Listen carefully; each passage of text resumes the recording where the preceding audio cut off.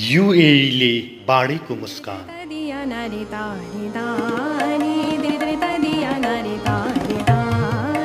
भनिन्छ दुःख बाँडे आधा हुन्छ, सुख बाँडे दोब्बर। यो किताब नेपालीले एक्ला एक्लै कमाएको सुख एक आपसमा बाँडेर खुसीलाई दोब्बर बनाउने कोसिस हो।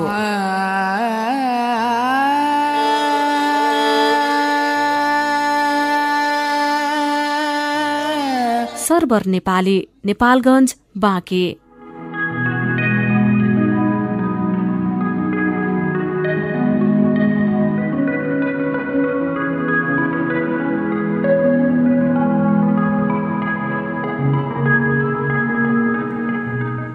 आदरणीय मित्र जे सागरले आफ्नो जीवनकालको युएई च्याप्टर लेख्ने अति विनम्र आग्रह गर्दा म अलमल्ल परेँ। आफ्नो त प्रेमीका बारे गीत गजल लेख्ने मात्र अभ्यास छ। आफ्नै लेख्नु पर्दा के लेखौँ के नलेखौँ भयो। के लेखौँ र के नलेखौँ भएर चिन्तन गर्दा मन सन् 2001 को काठमाडौँ सहरको बाग बजार गल्लीतिर दौडियो, जहाँ सर्वर नेपाली अर्थात् म पुस्तक डिजाइन र प्रकाशनको व्यवसाय गरेर बसेको थिएँ र आफ्नै संसारमा मग्न थिएँ। आम्दानी र खर्चको अन्तर त्यति ठूलो थिएन, तर खुसी थिए। जीवन मज्जाले चलिरहेको थियो, तर एकाएक व्यवसायमा गम्भीर ह्रास आयो। कारण पत्ता लाग्यो। उपकरणको दौडमा आफ्ना प्रतिद्वन्द्वीहरूसँग पछि परेछु। एकाएक व्यवसायमा लगानी थप्नुपर्ने आवश्यकता महसुस भयो। अर्थको व्यवस्था थिएन र व्यवसाय डुब्दै गयो।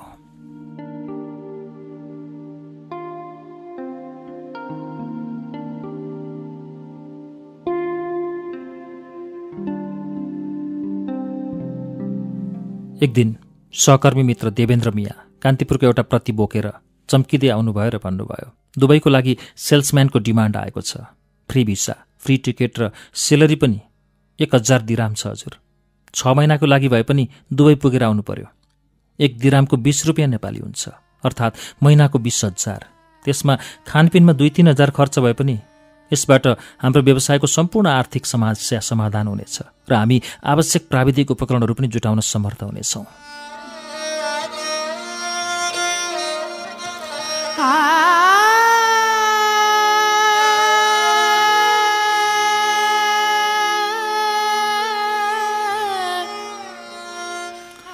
उहाँको कुरा सुनेर म अलिअलि अलमलमा परेँ। मैले त अन्तर्वार्ता दिएर कहिले पनि जागिर खाएको थिएन, तर देवेन्द्रले करै गर्न थाल्नुभयो। हजुर पढालेखा मान्छे हुनुहुन्छ र त्यसमा पनि कम्प्युटर ग्राफिक्समा खप्पिस, अल्छी नगर्नुहोस्, जाउँ हिँड्नुहोस्। भोलिपल्ट तान्दै एउटा म्यान पावरको प्राङ्गणमा लैजानुभयो।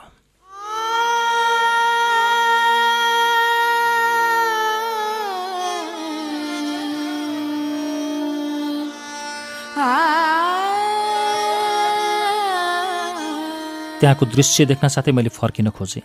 करिब 2000 जनाको लामो लाम लागेको थियो। डिमान्ड थियो जम्मा 8 जनाको। त्यसमा पनि सेल्सम्यानको त जम्मा 2टा सिट मात्रै थियो, बाँकी सिट अन्यको। देवेन्द्रले फेरि हरिबिजोग आलाप गर्दै नाना थरीको तर्क दिँदै मलाई कमसेकम अन्तर्वार्तामा भाग लिन बाध्य नै पार्नुभयो। उम्किने कुनै बाटो नदेखेपछि अन्त्यमा दिनभरि लाइनमा बस्नै पर्यो। बेलुकीतिर बल्ल मेरो पालो आयो। अन्तर्वार्ता दिन कोठामा प्रवेश गरिरहँदा म निकै मानसिक दबावमा थिएँ।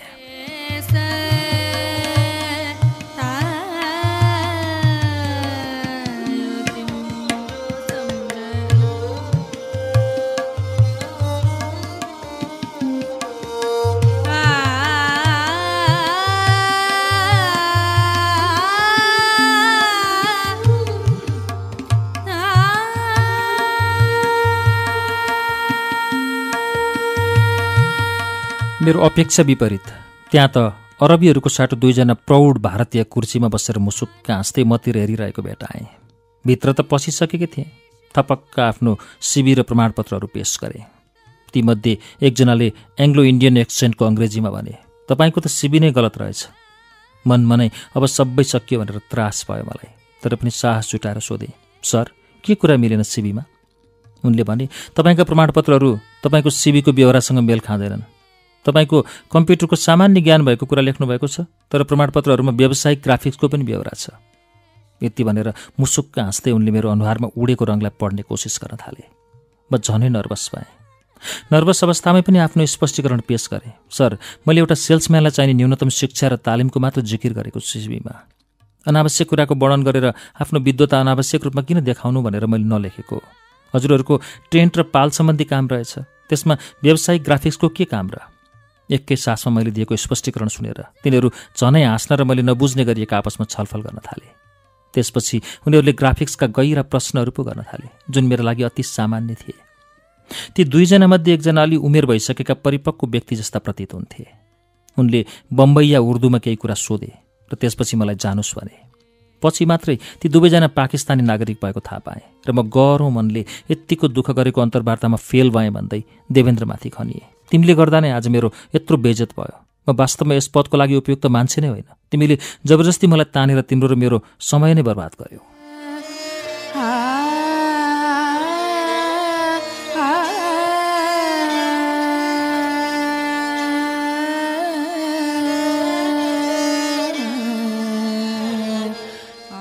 भोलिपल्टबाट त्यस घटनालाई बिर्सेर हामी फेरि आफ्नै सामान्य दिनचर्यामा फर्क्यौँ। तर त्यसको करिब 3 महिनापछि त्यही म्यान पावरबाट फोन आयो। फोन गर्नेले तपाईँले अहिलेसम्म मेडिकल किन नगर आएको भन्दै मलाई चपार्ने शैलीमा कुरा गर्यो। मलाई निकै बेरपछि 3 महिना अघि अन्तर्वार्ता दिएको सम्झना आयो। अनि पो मैले उसलाई आफू फेल भएको जस्तो लागेर चुप लागि बसेको बताएँ। उसले म पास भएको र नतिजा पहिल्यै प्रकाशित भइसकेको बतायो। साथै आफ्नो मेडिकल प्रमाणपत्र चाँडै बुझाएर उड्ने तयारी गर्न पनि भन्यो उसले। नभन्दै सेल्सम्यानका रूपमा लिएको अन्तर्वार्तामा एकजना म र अर्का एकजना जाकिर हुसैनलाई छनौट गरिएको रहेछ। त्यसपछि त म देवेन्द्रलाई 6 महिनाको लागि काठमाडौँको व्यवसाय जिम्मा दिएर अरू 5 जनासँगै दुबईका लागि उडेँ।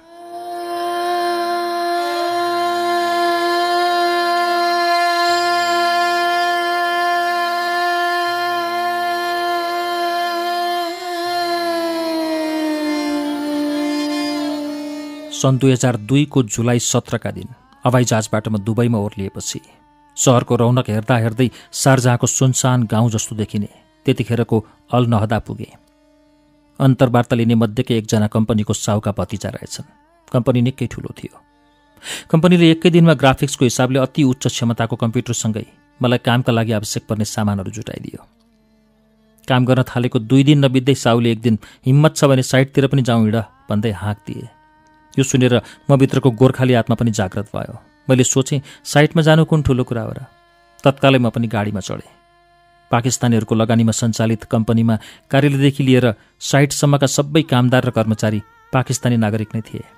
1-2 जना भारतका र बङ्गलादेशका बाहेक हामी पहिलो नेपाली समूह थियौँ। 120 किलोमिटर प्रति घण्टाका दरले साउले हाँकेको गाडी करिब 6 घण्टाको यात्रापछि साउदी अरबको बोर्डरनिर पर्ने ठाउँ गयासी पुगियो। त्यहाँ पुगेपछि मैले बल्ल बुझेँ साउले किन हिम्मत हेर्न खोजेको थियो।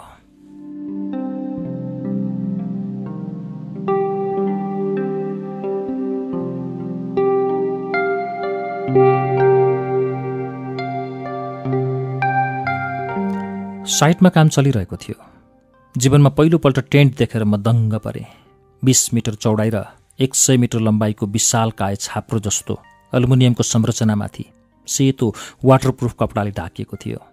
भित्रबाट कुनै राजमहलको सजावट जस्तो देखिने साजसज्जा। पुरै टेन्टभित्र रातो गलैँचा र 25 टनका ठूला ध्वनिरहित एयर कन्डिसनको चिसो वातावरण। त्यहाँ बसेर पहिले नै काम गरिरहेका कामदारहरूसँगै मसँगै गएका साउ पनि काम गर्न थाले। त्यो देखेपछि अप्ठ्यारोका मारे म आफूले यसअघि कहिल्यै नगरेको कुर्सी बोक्ने काम पनि गर्न थालेँ। 2000 जनाको लागि टेबल कुर्सीको व्यवस्थासँगै व्यवस्थित कामदार छन्। ट्रकहरू लगातार आइरहेका छन् र सामान झार्दै टेन्टभित्र पुर्याउने क्रम चलिरहेको छ। 6 घण्टाको यात्रा, त्यसपछिको काम। करिब 10 घण्टा बितिसक्दा पनि काम रोकिने नामो निशान छैन। बिहानीबाट बेलुका भयो र बेलुकाबाट फेरि बिहानी भयो। कोही पनि सुत्न गएनन्। यसै गरी 2 दिन बित्यो। खानाको बेलामा खाना आउँथ्यो, त्यति बेला मात्र काम रोकिन्थ्यो र त्यसपछि फेरि युद्ध स्तरमा काम सुरु हुन्थ्यो। नेपालमा गरिने काम त जुनसुकै खालको भए पनि 8 घण्टाभन्दा बढी कसैले गर्दै गर्दैनन्। साइटमा तेस्रो बिहानी थियो। म निद्रा र थकाइले यति गलेछु कि एउटा ट्रकबाट सामान झार्दा झार्दै त्यही ट्रकको खुला बडीमै कतिखेर निदाएँ थाहै भएन। बिहान 10 मात्रै बजेको भए पनि टन्टलापुर काम थियो। त्यस्तो अवस्थामा पनि निद्रा लाग्न सक्दो रहेछ भनेर यसअघि मैले कहिल्यै सोचेको थिइनँ। यो अनुभवपछि मलाई थाहा भयो काम भनेको के हो, कस्तो जागर चाहिन्छ काममा सफल हुनका लागि। मैले बल्ल नमुना देखेको थिएँ। त्यसपछि त्यो सिलसिला लगातार चलिरह्यो।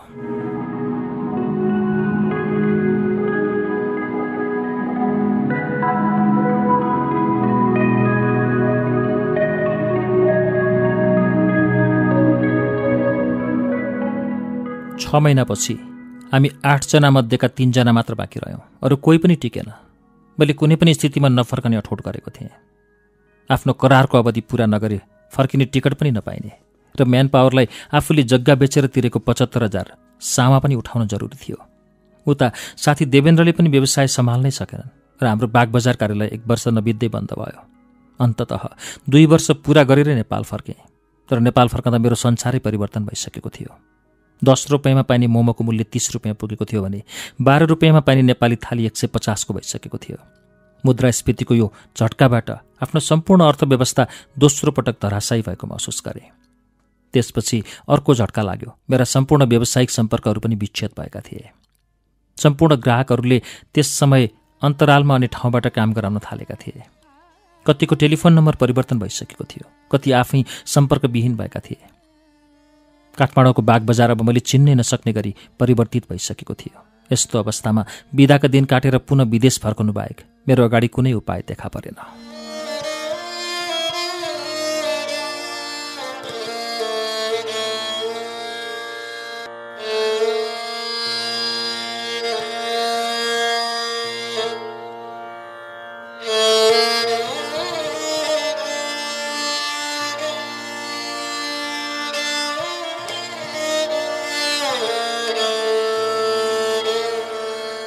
अर्को 2 वर्ष काम गर्ने सोचले फेरि दुबई फर्केँ। हरेक पटक यही प्रक्रिया दोहोरियो। मेरो सेलरी 7,000 पुगिसकेको थियो, तर खुसी हुने अवस्था अझै थिएन, किनभने काठमाडौँमा मोमोको प्लेटको भाउ पनि 300 रुपियाँ पुगिसकेको थियो। अर्थ र श्रमको यस प्रतिस्पर्धामा जिन्दगीको 17 वर्ष कसरी बिते थाहै पाइएन। जिन्दगीले सधैँ अर्थलाई पछार्न खोज्यो, तर आवश्यकताहरूको गति अवरोधकले कहिल्यै अर्थलाई पराजित हुन दिएन। यति बेलासम्ममा अब म पनि श्रीमतीको मात्र एक्लो थिइनँ। मेरो जिम्मामा एउटा सम्पूर्ण परिवार थियो। 3वटा नयाँ कोपिला पनि हरियो रुख बन्ने तर्खरमा थिए। अहिले त जेठी छोरी कक्षा 8 मा पुगिसकेकी छन्, माइलो छोरा कक्षा 6 मा र कान्छो भर्खर केजी 2 मा नेपालगञ्जमै अध्ययनरत छन्।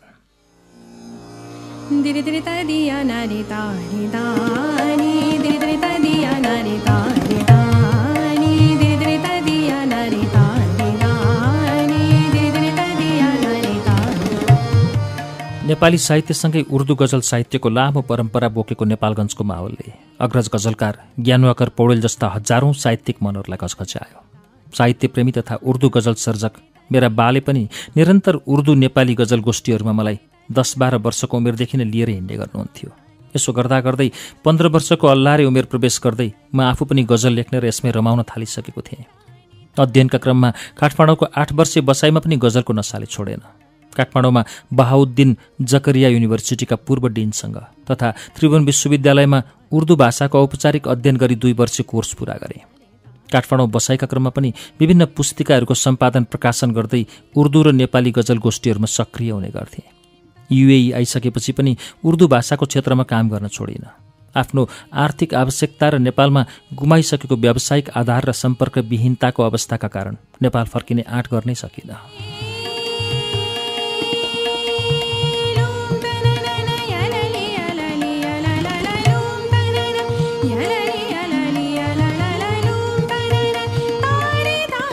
युएईमा काम गर्नेहरूको लगन, चाडपर्वको न्यूनतम बिदा र लामो कार्यालय समयको व्यवस्थाबाट प्रभावित हुँदा मनमा नै सोच आउँथ्यो, यसरी नै दिलो ज्यान दिएर काम गर्ने वातावरण नेपालमा भइदिएको भए हाम्रो देशले पनि कति प्रगति गर्थ्यो होला। यो 50 वर्ष उमेर पनि पार नगरेको युएईले गरेको प्रगति, विश्वस्तरीय नगर व्यवस्था, भ्रष्टाचार रहित सरकारी संयन्त्र, सरकारी सेवाको द्रुत गति र सामर्थ्य, सेवाग्राहीलाई अपार सुविधा दिँदै आएका सरकारी निकाय, अध्यागमन, हुलाक, विद्युत विभाग, दूरसञ्चार, एउटा पनि नदी नभएको देशमा 24 घण्टा खानेपानी र विद्युत आपूर्ति, सिस जस्तो सडक संयन्त्र, नगरपालिकाको निरन्तर रेखदेखमा बालुवाको देशमा पनि फुलै फुलले फुटपाथ सजाइदिने क्षमता जस्ता कुराहरू प्रशंसनीय छन्।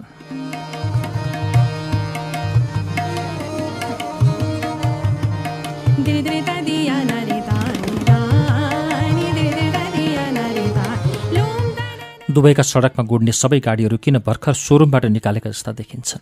120 देखि 140 किलोमिटर प्रति घण्टाको दरले यी हुइकिँदा पनि टी स्ट्यान्ड वा ड्यासबोर्डमा राखिएको चियाको गिलासबाट चिया किन पोखिँदैन। भ्रष्टाचारमा लिप्त नेपाली संसार देखेर आएका हामी जस्ता मानिसहरूको दिमागमा बारम्बार खेल्ने प्रश्न हुने, औषधि, उपचार, शिक्षा जस्ता आधारभूत आवश्यकताको कसैले माग गरिरहनु नै पर्दैन। सरकार आफैले बुझेर व्यवस्था गरिसकेको हुन्छ। यस्तो देखेपछि मन कटक्क खान्छ। इतिहासदेखि स्वतन्त्र र प्राकृतिक सम्पदाले भरिपूर्ण आफ्नो देशमा हरेक पटक आफ्ना आधारभूत आवश्यकताका लागि व्यवस्था परिवर्तनको नाउँमा एकअर्कासँग लडेको छ।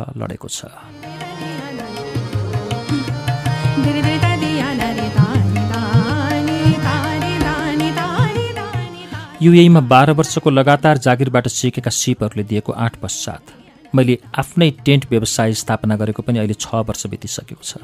अनेकौं वित्तीय अप्ठ्याराहरू सामना गरेर पनि हरेस खाएको छैन। धेरै नेपालीले अहिले नेपालमा पनि उद्योग व्यवसाय सुरु गरेका छन्। यो राम्रो सङ्केत हो।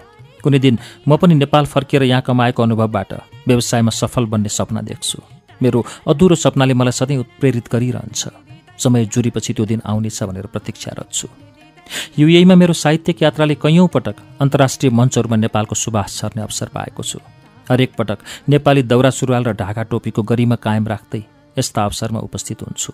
आफ्नो नाममा समेत नेपाली उपनाम प्रयोग गरी संसारलाई नेपाल गरिब भए पनि प्रतिभाहरूको धनी देश हो भन्ने सन्देश दिन कोसिस गर्छु। यसो गर्दा एकदम खुसी लाग्छ। एकपटक एकजना नेपाली राजदूतले भनेको कुरा सम्झिरहन्छु।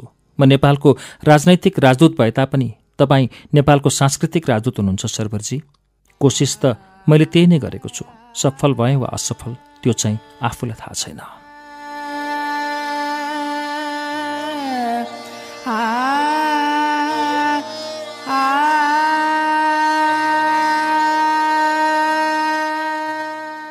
सर्वर नेपाली, नेपालगञ्ज, बाँके।